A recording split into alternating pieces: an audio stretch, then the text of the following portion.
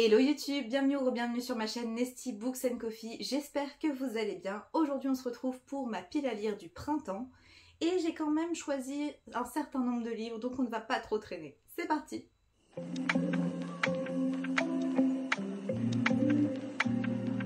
Les livres que je vais vous montrer aujourd'hui sont plus une pioche à lire qu'une pile à lire parce que la dernière pile à lire que j'ai faite sur cette chaîne c'est mon challenge roman de Tessie qui a été un énorme flop. Sachant que j'ai commencé par Force Wings et que ça a été une déception et que du coup j'ai plus eu envie de lire de la romantécie sur le moment. Ce qui fait que j'ai vraiment raté mon challenge. Donc j'essaie de ne plus me mettre la pression pour les piles à lire. Cette année j'avais vraiment envie de croire au printemps, au renouveau, aux fleurs et aux petits oiseaux. Parce que chaque année le printemps c'est toujours compliqué. J'ai les allergies, je supporte pas très bien les changements de température. Bref, tout plein de jolies joyeusetés. Mais je me suis dit, allez, cette année on y croit, fais une pile à lire, motive-toi, le printemps, il passera cette année. Les livres que je vous présente n'ont pas spécialement de rapport avec le printemps, mais en même temps, c'est pas une saison qui m'inspire particulièrement d'habitude. C'est des livres, je me suis dit, j'ai envie de les lire maintenant, avec un petit peu de soleil et un petit peu de chaleur. Voilà, c'est à peu près tout. C'est vraiment l'inspiration du moment. Le tout premier que je vous présente, je pense qu'il doit faire chaud dans le livre, donc on est plus peut-être sur un thème estival, mais j'aimerais quand même le découvrir maintenant. Il s'agit de Chaos and Flame de Justina Harriland et Tessa Gratton. C'est publié chez Big Bang, ils avaient fait une très belle édition et je vois très peu d'avis sur ce livre et le peu que je vois ne sont pas très positifs. Apparemment c'est pas aussi waouh que ce que les gens imaginaient, mais j'aimerais quand même lui laisser sa chance. Il a rejoint ma palle en décembre, donc ça fait pas très longtemps, mais j'aimerais bien le tester pour voir. Je crois qu'on est sur une histoire avec des dragons et des familles rivales et une jeune fille qui a perdu sa famille et qui va vouloir se venger, quelque chose comme ça. J'en sais pas trop, mais je vais pas trop relire le résumé maintenant parce qu'il va vraiment pas tarder à passer à la casserole. Comme d'habitude, je vous mets tous les résumés en barre d'infos, donc n'hésitez surtout pas si vous avez plus de questions parce que je suis une booktubeuse en carton et que je ne vous fais pas des résumés dignes de ce nom. Le livre que je vais vous présenter ensuite, il s'agit du plus vieux livre de ma pile à lire, je pense, sachant que j'ai dû l'acheter à sa sortie et que je suis cette saga depuis l'âge de 9 ans, donc ça commence à dater. Il s'agit du Journal de Mia, le tome 11, Le mariage d'une princesse. Moi je les lisais sous le titre Journal d'une princesse et je les ai tous sous l'ancienne édition de Hachette. Mais ils ont retitré pour quand ils ont refait les couvertures, histoire de, je sais pas, plus dans l'époque. Journal d'une princesse, peut-être que ça n'attirait pas assez. Mais en tout cas c'est une saga que j'avais dévorée entre mes 9 et 15 ans à peu près je pense. Et j'ai acheté celui-là quand il est sorti quelques années plus tard, je ne sais plus exactement quand. 2017. Et il est resté dans ma pile à lire. Mia, pour vous donner un peu de contexte, même si le mariage d'une princesse on l'a en tête, Mia c'est une jeune fille qui va découvrir qu'elle est princesse d'un petit pays. Elle vit aux États-Unis et elle est princesse d'un pays européen. Son père est le roi actuel. Et elle va devoir apprendre à être une princesse. C'est de la littérature adolescente avec une romance, c'est des histoires d'amitié et beaucoup d'histoires de lycée. C'est sous forme de journal intime et c'est vraiment une saga qui m'a beaucoup marquée. Donc il serait temps que je lise ce dernier tome, mais je pense que c'est juste que je ne voulais pas dire adieu à cette saga parce que ça a vraiment bercé un peu mon adolescence. Donc ça me rend un petit peu triste, mais il est temps et je trouve que ça ira très bien pour le printemps. Je pense que le livre suivant, il s'agit du livre qui crie le printemps par sa couverture. Je vous parle d'Anne d'Avonlea de Lucy Maud Montgomery, publié chez Monsieur Toussaint Louverture. Il s'agit du deuxième tome de la saga de Anne, le premier étant Anne de Green Gables. Ouf, ma mémoire me joue des tours. On va suivre une jeune fille qui va être adoptée par un frère et une sœur qui n'ont pas eu d'enfants, qui ne se sont pas mariés, et ils ont besoin d'un petit garçon pour les aider à la ferme, sauf qu'ils vont se retrouver avec Anne, qui est hypersensible et qui a une imagination débordante, et c'est vraiment un personnage très chouette qui part dans des grandes envolées lyriques, et je la trouve super mignonne, super drôle, super attachante. J'avais adoré la série Netflix et c'est pour ça que j'ai commencé cette saga. Sauf que ça fait un moment, je pense que ça fait 2 ans que j'ai lu le premier tome et j'ai toujours pas lu celui-là alors que il est dans ma pile à lire depuis tout ce temps. Et que ça se lit très bien et j'aime vraiment beaucoup cette saga, donc à découvrir vraiment. Si vous connaissez pas, n'hésitez surtout pas. Et moi, il est temps que je lise le tome 2. Un livre que je vous ai présenté très récemment, mais comme j'ai plein de Alice Oseman à lire, il faut que j'en choisisse au moins un par saison.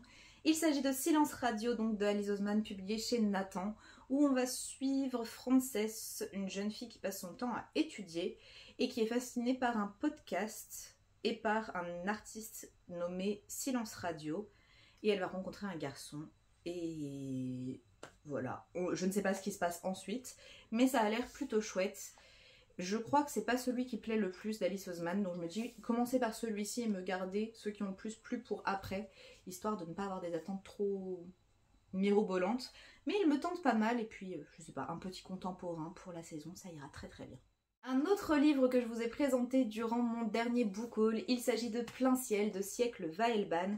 C'est publié chez Big Bang dans cette sublimissime édition. Ici on va suivre une jeune fille dont la famille dispose de pouvoirs assez incroyables. Ils peuvent métamorphoser les corps, sauf que elle n'en est pas capable.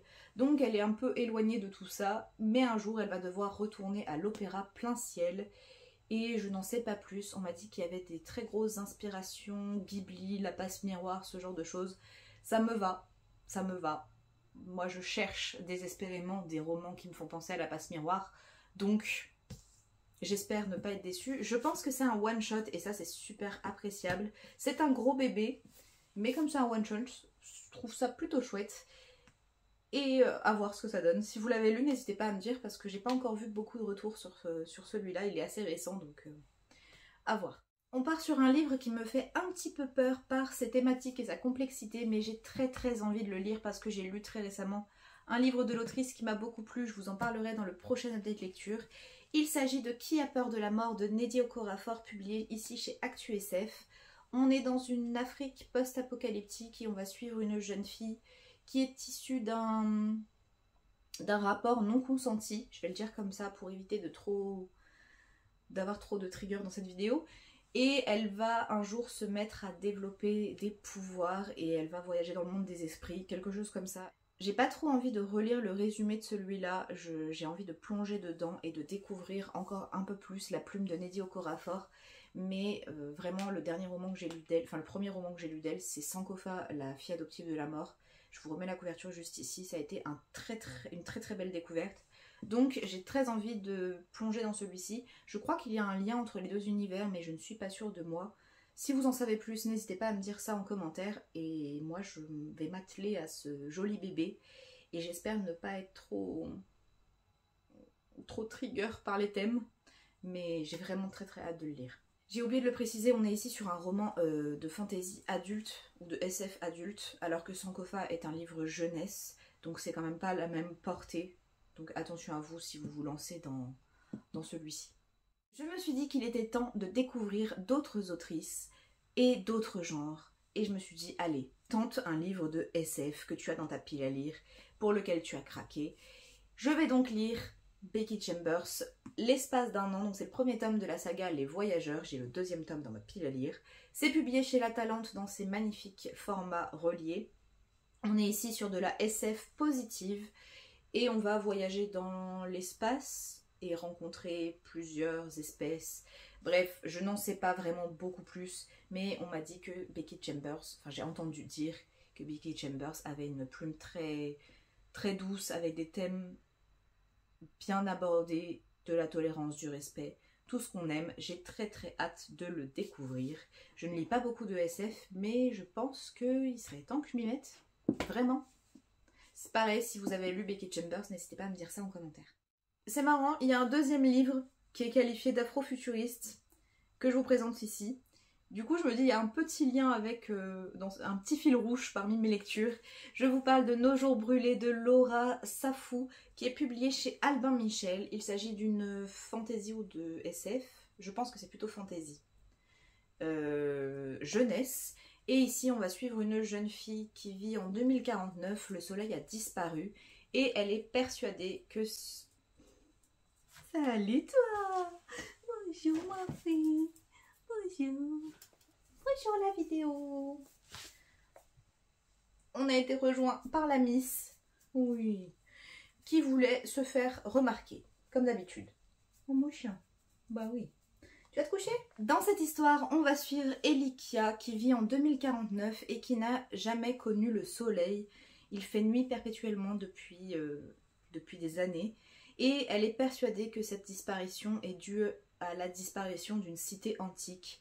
Et elle va donc arpenter le pays avec sa mère pour retrouver cette cité, si j'ai bien tout compris. Ça a l'air d'être assez original. C'est un livre qui me faisait extrêmement envie et l'autrice me l'a superbement bien vendu quand je suis allée la rencontrer au salon du livre et de la presse jeunesse de Montreuil l'an dernier. C'est une trilogie et j'ai vraiment envie de la découvrir. Il est assez court et je sais pas, il m'intrigue énormément donc il est temps de me lancer. Si jamais vous l'avez lu, pareil, n'hésitez pas à me dire, mais il me fait très envie. En même temps, je vous dis que tous ces livres me font envie, mais je vous présenterai pas des livres qui me font pas envie. Et puis les livres qui me font pas envie, généralement, ils partent de ma pile à lire au bout d'un moment.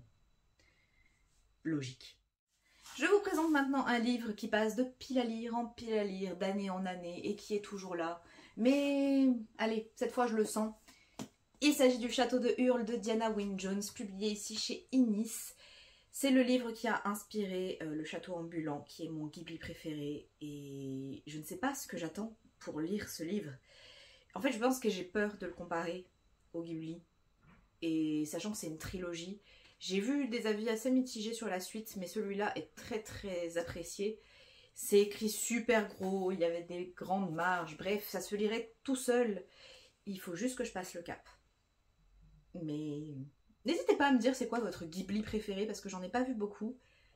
Mais je sais que le Château ambulant ça a été une découverte majeure de mon enfance. Pour vous faire un très bref résumé de ce dont je me souviens, on va suivre Sophie qui tient une boutique de chapeaux et un jour elle va être maudite par une sorcière et elle va vieillir, elle va devenir très très âgée.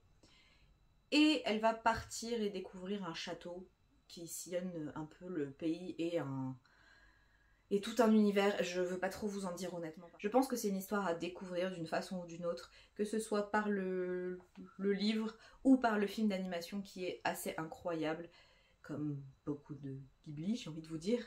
Mais voilà, je veux pas trop vous en dire, pareil, je vous mets le résumé en barre d'infos. Le dernier livre que je vous présente, c'est pareil, c'est un livre qui commence à dater un petit peu dans ma pile à lire. Et en plus, j'en ai un autre de l'autrice qui date aussi. Et je les laisse traîner. Mais celui-là me tente pas mal pour cette saison. Il s'agit du Dernier lion d'Albâtre de Dana B. Chalice. C'est publié chez Gulfstream dans la collection Électrogène. Il s'agit de fantasy. On va suivre une jeune fille qui est devenue une voleuse. C'est une ancienne esclave. Et elle est très très bonne voleuse. Elle a une réputation assez importante. Et elle va être contactée par le roi pour une mission spéciale. Je n'en sais pas beaucoup plus. Je sais que c'est une fantaisie inspirée des... C'est plutôt une fantaisie orientale. Et ça me fait très très envie.